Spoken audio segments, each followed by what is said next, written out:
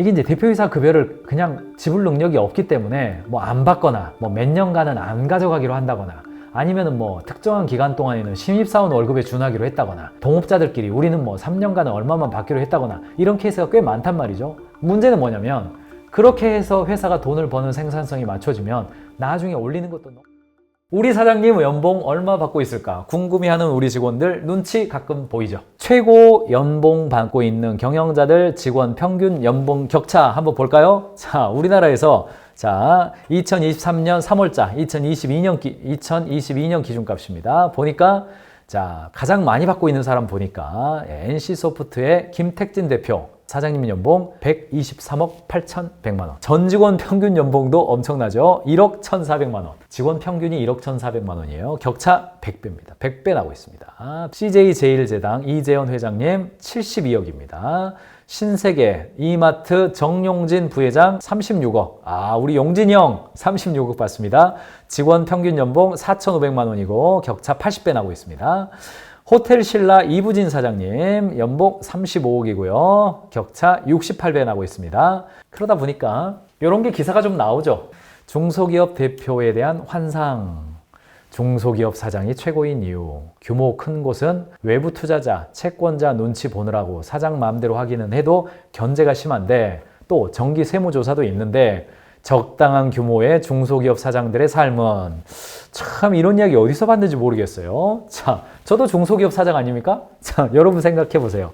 월급은 그대로 통장에 있고 와이프도 명목상 임원으로 등록해서 월급 받아가고 일 안 하는 와이프 월급 받아가고 생활비는 법인카드, 와이프도 법인카드, 자녀도 법인카드. 자, 사장 본인 차는 법인차, 와이프도 법인차, 자녀도 법인차. 각종 보험, 퇴직연금, 변액보험, 보험금 납입은 법인에서 지출하고 수익자는 사장이랑 가족으로 지정하고 자녀까지 지정하여 사장집의 가전제품은 법인카드로 구매해서 갖다 놓고 이야 뭐 사장 자녀 등록금 법인에서 지출하고 자, 2023년 3월 옛날도 아니에요. 이거 지금 전부 다 감옥 갑니다.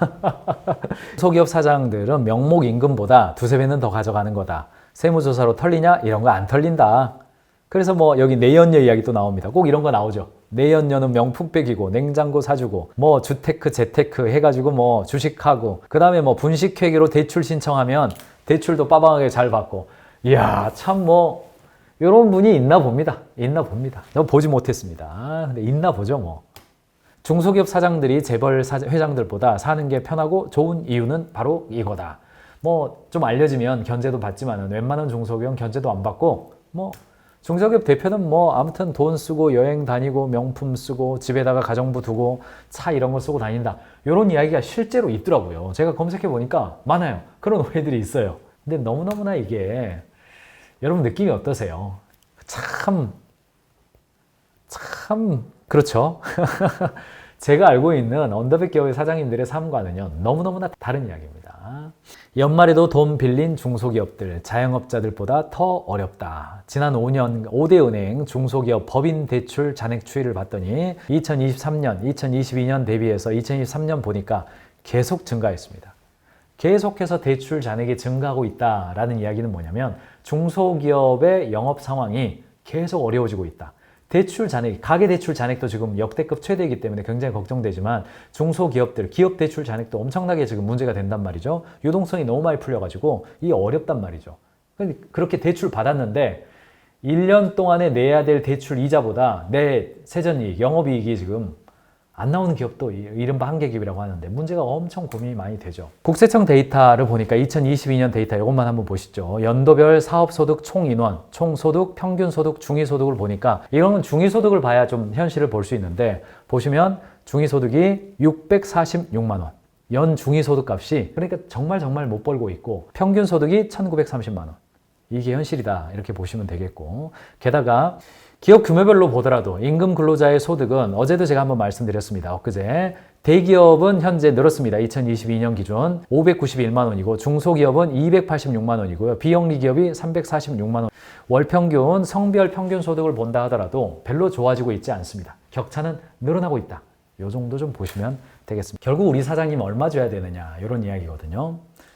근데 이제 크게 보면 네 가지가 있을 것 같습니다. 세 가지 플러스 하나인데 대표를 위한 급여 공식이라고 제가 오늘 아침에 와서 제가 이렇게 좀 여러 가지 묵상도 하고 여기 스튜디오에 와서 조용하잖아요. 아침 시간에는. 어떻게 이걸 표현할까 좀 생각을 해봤습니다. 근데 이렇게 좀 정리가 되더라고요. 첫 번째, 대표의 급여는 어떻게 책정해야 되느냐? 가장 먼저 책정하는 방식은요. 저한테 질문 많이 하고 이런저런 대화를 하면서 그럼 얼마면 되겠네요. 지금 얼만데요? 아이고 좀 더 올리세요. 얼만데요? 아이고 3년간은 올리지 마세요. 제가 그러기도 합니다. 그 기업의 지불 능력이라든가 여러 가지를 보죠.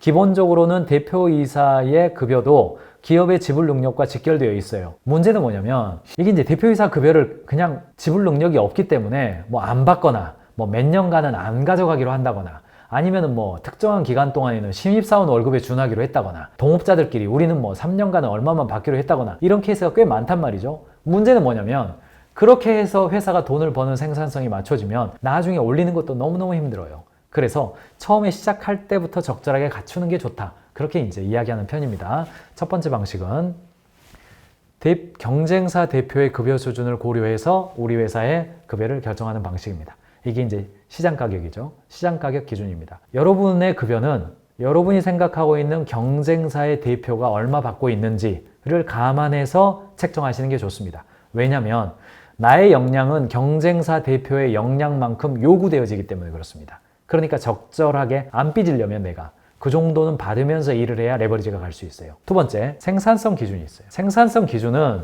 이런 겁니다. 절대값으로 우리 회사 매출과 뭐 산업 구조에서는 얼마가 적절하냐, 그거는 평균값은 있을지언정 절대적 생산성 기준이 있을 수 없습니다. 그래서 저는 경쟁사 대표를 기준으로 수평적으로 비교하는 값보다는 최초의 설정 금액 있죠. 어쨌든 시작해서 나의 생계 때문에 급여를 책정하셨을 거예요. 나는 이 정도 받아야지 되는 사람이 있는 거예요. 빚을 막 갚고 있거나 부모님을 공양하고 있거나 아니면 아파트를 샀는데 그 이자가 엄청 많거나 자식들을 지금 학교에 보내야 된다거나 그런 사람도 있고 어떤 경우에는 다른 부양 비용이 나는 거의 없어요. 그냥 부모님도 다 돌아가셨고 자식들도 다 졸업했고 나는 그냥 나 한 사람 뭐 이렇게 배우자님과도 오래 멀리 떨어져서 산 지 한참 됐어요. 나는 그냥 내 한 몸만 검사하면 돼요. 그러면은 뭐 200만 원만 책정해도 되는 거죠? 그렇게 설정한 기준값을 기준으로 해서 당해년도 영업이익 증가, 연봉 인상률인데 이렇게 작년에는 한 5% 나왔는데 올해 뭐 한 10% 나왔어요. 그러면 이제 그 금액으로 인상하는 겁니다. 생산성 증가액을 기준으로 대표의 급여를 인상해 가는 방법도 있습니다. 세 번째 기준도 편하게 사용할 수 있어요. 그게 뭐냐면 최초에 설정한 금액에다가 곱하기 당해년도 직원 급여에 대한 평균 성장률 있죠. 당해년도 직원들 급여를 한 5% 올려줬어요. 그러면 그냥 대표이사도 그냥 5% 올리는 겁니다. 당해년도에 직원들 중에서 그냥 A그룹, B그룹, C그룹은 올 때 A그룹에다가 10% 올려줬고 B그룹 5%, C그룹 뭐 동결 이렇게 했어요. 그러면 경영자가 나 스스로를 평가해서 나는 올해 A다, B다, C다 그렇게 해서 10% 올리든 5% 올리든 0% 올리든 올리시면 됩니다. 그런데 이제 이사회는 개최해야 되지만 사실상 실제로 기업을 공개하지 않는 한 실제로 이사회에 둥그렇게 앉아가지고 땅땅땅 이런 경우 거의 없습니다. 서류상으로 하는 거죠. 서류상으로. 그렇게 하시면 돼요. 그런데 시장가격 기준이나 생산성 향상 기준이나 동료 기준이나 이런 것들은 다 뭐랄까요? 기준값을 설정하기가 쉽지 않습니다. 다 비교 방식이죠. 그래서 저는 조직 경쟁력 기준이다. 이 기준을 여러분들에게 좀 제안을 해드리고 싶은 거예요. 무슨 이야기냐면 자, 해당 산업에서 내가 취업했을 때의 그 회사의 사장님이 나에게 줄 것으로 기대되어지는 급여 수준이에요. 자, 그냥 쉽게 말해서 제 말씀을 한번 들어볼까요? 저는 현재 경영 컨설턴트로서 책임자로서 일하고 있죠. 그리고 회사에서 근무를 하다가 퇴사해서 창업을 해서 지금 이 일을 하고 있습니다. 근데 만약에 제가 지금이라도 현재의 상태에서 어느 회사에 스카웃되어서 갔다고 가정을 해보시죠. 규모가 지금 저희가 한 60여 명 정도 되니까요. 60명 정도 되는 경영 컨설팅 회사에서 인간 김경민, 근로자 김경민을 스카웃했어요. 그리고 연봉을 줘요. 그럼 얼마 줄까요? 그 금액을 현재 내가 일하고 있는 금액으로 책정하는 방식입니다. 예를 들어서 내가 의사예요. 의사이고 병원의 대표 원장이에요. 근데 내가 대표 원장을 하지 않고 이렇게 페이 닥터를 한다고 가정을 해보시죠. 어디 가서 예를 들어서 뭐 정형외과 과장을 한다고 쳐요. 피부과 과장을 해요. 월급을 받아요. 그럼 얼마 받을까요? 그게 다 가능한 나옵니다. 나오죠? 그 금액을 대표이사의 급여로 책정하시는 게 바람직하다. 이렇게 보시면 되겠습니다. 다만 이제 요거는 고려해 보셔야 돼요. 아니 내가 지금 은행권에서 근무를 하다가 은퇴해가지고 내가 이제 어떤 작은 사업을 해요.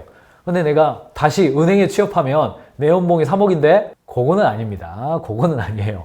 지금 하고 있는 산업이에요. 예를 들어서 내가 은행에서 연봉 3억 받다가 카페를 창업했어요.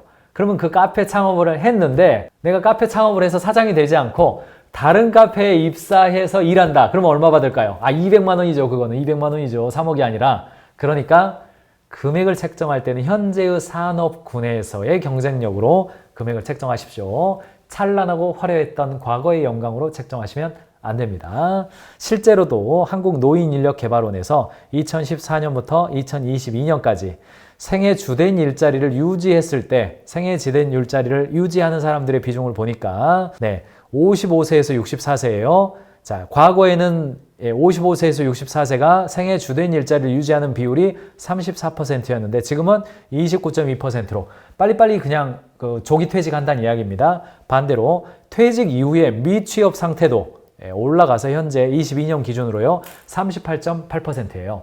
그러니까 내가 창업을 했단 말이죠. 50세 창업, 60세 창업을 했는데 내 월급을 책정할 때 옛날에 받던 것을 기준으로 해가지고 월급을 책정하면 안 되고 현재 내가 하고 있는 산업에서 급여 생활자로 들어갔을 때 얼마 받을지를 고려해서 그 금액 정도만큼 내 급여로 책정하시기 바랍니다.